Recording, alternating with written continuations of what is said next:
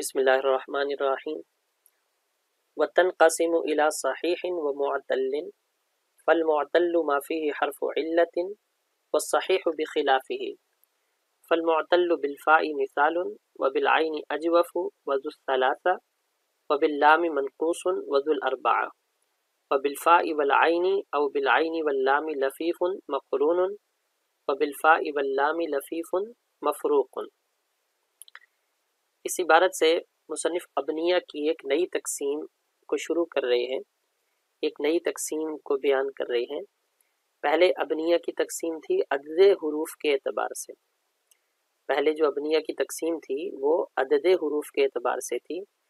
اب ابنیہ کی تقسیم ہو رہی ہے صحت اور علت کے اعتبار سے۔ چنانچہ فرماتے ہیں کہ تنقسم الی صحیح و معتل،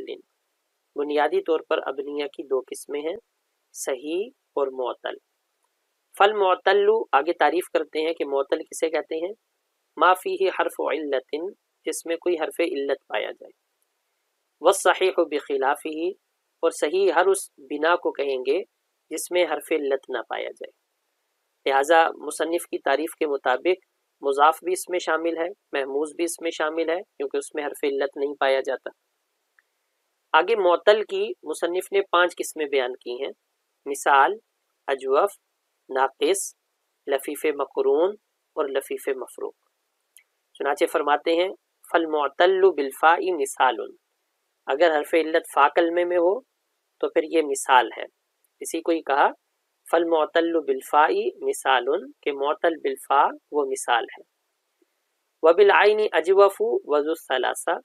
اور اگر حرف علت عین کلمے میں ہو تو اسے اجوف بھی کہتے ہیں اور اسے ذو الثلاثہ بھی کہتے ہیں۔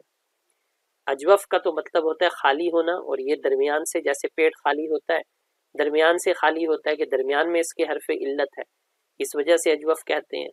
اور ذو الثلاثہ اس وجہ سے کہتے ہیں کہ ماضی کے اندر آ کر یہ 3 کلمات کا رہ جاتا ہے، جیسے واحد متکلم کے صیغے میں قلت۔ وباللام منقوص وذو الثلاثہ، اور اگر معتل باللام ہو یعنی لام کلمے میں حرف علت ہو تو اسے منقوص بھی کہتے ہیں، منقوص جسے ناقص کہتے ہیں، کیونکہ کلمے میں نقصان آ گیا ہے، کلمہ کم ہو گیا ہے، حذف ہوتا ہے اکثر اس میں۔ وذو الاربعہ، اور ذو الاربعہ بھی کہتے ہیں 4 حرفی، کیونکہ واحد متکلم میں آ کر یہ 4 حرفی ہو جاتا ہے، جیسے رمیت۔ وبالفاء والعین او بالعین واللام لفیف مقرون، اور اگر حرف علت فا اور عین کلمے میں ہو یا عین اور لام کلمے میں ہو تو اسے لفیف مقرون کہتے ہیں۔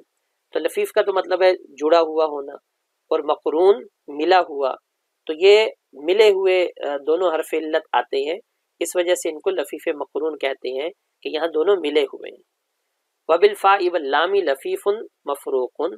اور اگر حرف علت فا اور لام کلمے میں ہو تو اسے لفیف مفروق کہتے ہیں، کیونکہ مفروق کا مطلب ہے جدا جدا ہونا، اور یہاں پر بھی حرف علت میں جدائی، 2 حروف علت میں جدائی پائی جا رہی ہے کہ ایک فا کلمے میں ہے اور ایک لام کلمے میں ہے۔ وللاسم الثلاثی المجرد 10 ابنیہ، اسم ثلاثی مجرد کی 10 ابنیہ ہیں۔ والقسمۃ تقتضی 12، سقط منها فعل وفعل استثقالا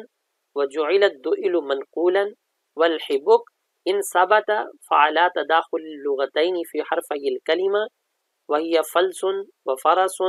وكتف وعضد وحبر وعنب وإبل وقفل وسرد وعنق۔ اب یہاں سے ابنیہ کی کل اقسام کو بیان کرنے لگے ہیں۔ وللاسم الثلاثی المجرد 10 ابنیہ، پہلے بھی مصنف نے کہا تھا ثلاثی مجرد کی ابنیہ کا پہلے بھی بیان تھا،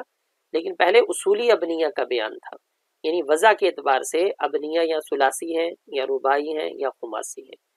اب ہر ایک کی آگے کل ابنیہ کا ذکر ہے کہ اگر کوئی بنا ثلاثی ہے تو آگے پھر ثلاثی کی کل ابنیہ کتنی ہے، اگر رباعی ہے تو رباعی کی کتنی ہے، اگر خماسی ہے تو خماسی کی کتنی ہے۔ تو یہ اس میں فرق ہے کہ پہلے اصولی ابنیہ کا ذکر تھا، اب ہر ایک کی آگے مزید اور کل ابنیہ کا ذکر ہے۔ چنانچہ فرماتے ہیں کہ اسم ثلاثی مجرد کی 10 ابنیہ ہیں۔ والقسمت، اور قسمت، یہاں قسمت سے مراد ہے تقسیم اور مراد ہے عقلی تقسیم، تقتضی 12، وہ 12 کا تقاضا کرتی ہے۔ 12 کا تقاضا کیسے کرتی ہے کہ مثلا ثلاثی ہے تو 3 کلمے ہیں، ان میں لام کلمے کو تو چھوڑ دیں کیونکہ وہ محل اعراب ہے، وہ تو نحو کی جگہ ہے، پیچھے 2 کلمے رہ جاتے ہیں، فا کلمہ اور عین کلمہ۔ فا کلمے پر سکون نہیں آ سکتا کیونکہ ابتدا بھی سکون محال ہے، تو فا کلمے پر تو 3 ہی حرکتیں آ سکتی ہیں، یا زبر یا زیر یا پیش، تو 3 حالتیں ہو گئی فا کلمے کی، اور 4 حالتیں ہیں عین کلمے کی، زبر یعنی فتح، ضمہ، کسرہ اور سکون۔ تو 3 میں سے ہر حالت کو جب عین کلمے کی ہر حالت کے ساتھ ملایا تو کل 12 تقسیم حاصل ہوئی، لیکن ان 12 میں سے 2 ساقط ہو جاتی ہیں، چنانچہ فرمایا ساقط منہا فعل و فعل استثقالا، کیونکہ یہ وزن بھاری ہے اس وجہ سے یہ 2 وزن استعمال نہیں ہوتے، تو پیچھے 10 ابنیہ باقی رہ جاتی ہیں۔ وجعلت دؤل منقولا، اب سوال ہوتا ہے کہ آپ نے تو کہا کہ فعل یہ بھاری ہے، حالانکہ ہم دکھاتے ہیں کلام عرب کے اندر یہ کلمہ پایا، اس کے وزن پر کلمہ پایا جاتا ہے، جیسے دؤل اس وزن پر کلمہ پایا جا رہا ہے۔ اس کا جواب دیتے ہیں کہ منقول، یہ منقول ہے، دؤل یہ منقول ہے، یہ فعل سے منقول ہے، اصل فعل کے اندر یہ فعل وزن پایا جاتا ہے اور فعل کے اندر یہ ثقیل نہیں ہے، تو فعل سے اس کو یہاں پر نقل کیا گیا، ورنہ اسماء کے اندر یہ ثقیل ہے اور اسماء کے اندر یہ وزن نہیں پایا جاتا۔ والحبک ان ثبت فعلی تداخل اللغتین، یہاں سے پھر سوال ہے کہ آپ نے کہا کہ فعل وزن نہیں پایا جاتا، ہم دکھائیں گے کہ یہ وزن تو پایا جاتا ہے کلام عرب میں، چنانچہ حبک یہ وزن پایا جا رہا ہے، تو اس کا جواب یہاں سے دے رہے ہیں کہ یہ وزن نہیں پایا جاتا، لیکن اگر مان بھی لیں کہ حبک یہ کلمہ کلام عرب میں ہے اور یہ وزن بھی ہے، تو ہم کہیں گے جیسے ابن جنی نے کہا کہ یہاں تداخل ہوا ہے لغتین کا۔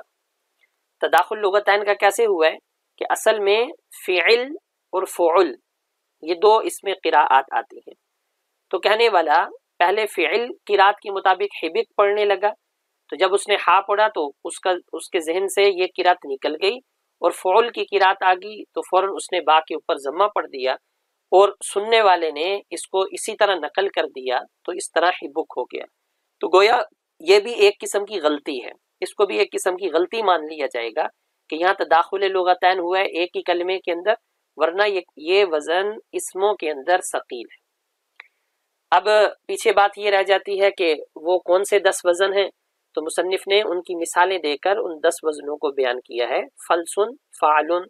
فرسن فعلن، کتفن فعلن، حزودن فعلن، حبرن فعلن، عنب فعلن، ابل فعلن، قفل فعلن، سرد فعلن، اور عنق فعلن۔